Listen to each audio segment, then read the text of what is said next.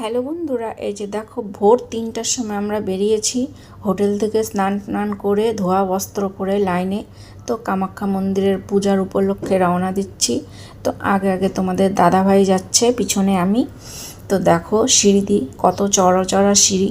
তো এটাই উঠছি, উঠে এবার লাইনে দাঁড়াবো ডালা নিয়ে। তো আমাকে বললো তুমি দাঁড়াও লাইনে, আমি ডালা নিয়ে আসি। এই যে দেখো এক এক করে দাঁড়াচ্ছি আর আগাচ্ছি।